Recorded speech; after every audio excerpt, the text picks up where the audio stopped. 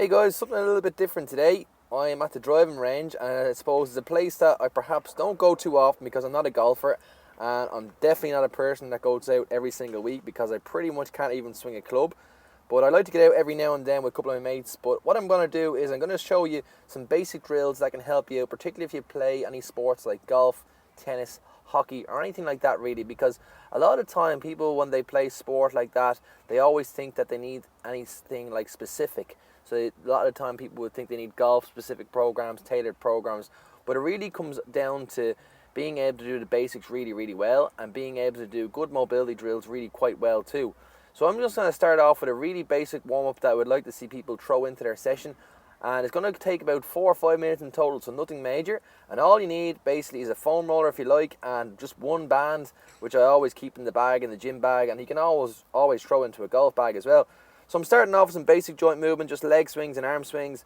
Then I'm going to focus into the floor, so I'm going to go downward and upward dog. So it's pretty much sort of yoga poses, and this is a good one here for some hip mobility. So I'm forcing the hands outwards and inwards, and I'm bringing it up to the sky, which is really good for upper back and thoracic work as well. I'll spend about 4 or 5 reps on this side, and once I've hit that, I'll do a little bit of downward dog, go back into the opposite side, pushing the hand forwards and back, and again, you're opening up to the sky. So that's a really, really good drill for your hips, for your upper back, and I suppose for a little bit of hamstring too. So back into downward dog. Then from there, I'm going to go into a pigeon posing stretch, and all we're going to do is ride through the movement about 8 or 9 reps here, and then the other side as well. So it's really good, I suppose, for a little bit of hip work and a little bit of our glute work as well, which a lot of time people are quite tight and stiff in the hips and the glutes. Just going to come back into upward dog position here, back into low back stretch, bringing the chest into the knees. Here's a really, really good stretch and pose that anybody can bring into their session. So it's pretty much like a couch stretch. So the goal here is to try and get the heel to the back side, and you're just riding through the movement, 6 or 7 reps each side. And a lot of time, particularly people who spend a lot of time in the seated position, sitting down for long periods of their day, their hip flexors become quite inactive and quite tight. And the reason why people have a lot of back pain is because that part of their body is just so shortened. And another part where they're always quite tight and stiff is hamstrings. I'd say about 90% of people that I would train always come in with generally really, really tight hamstrings. And I always say try and stretch your hamstrings 5 minutes every single day if you can. All I'm going to use here is a basic band, and I'm bringing the sole of the foot up and down, so just mostly activating the hamstring just a little bit more. Going to go for about 8 or 9 reps here in total.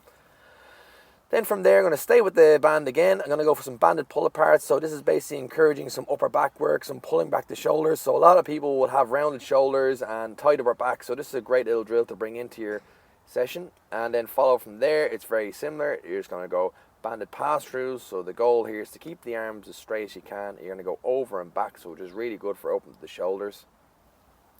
Then from there, we're going to stay in the band again, and we're going to do just a little bit of lat stretching here. You could really use anything from using your foam roller, you could use a wall, you could use a rig. I'm just going to use a band, and the goal here is trying to pull the body down into the floor. Really, really good exercise here is for activating the hamstrings. So banded good morning. So I'm standing on the band, and I'm bringing my chest to the floor, a little bit like a kettlebell swing or a deadlift movement, trying to keep a slight bend in the knee, and you'll feel that in the back of your legs with your hamstrings. And then from there, a little bit of glute activation. So I would always recommend people do as much glute activation as they can. Some X-band walks. So I'm using the exact same band again, and they're going to go lateral, a couple of reps to the left, a couple of reps to the right, and it's a really, really good one for firing up the glutes. And that's pretty much it that I would recommend people to throw into their session. So it's really, really basic. It's going to take you 4 minutes, and you don't really need much equipment. So yeah, cheers. Thanks for watching, and yeah, give it a try. Cheers.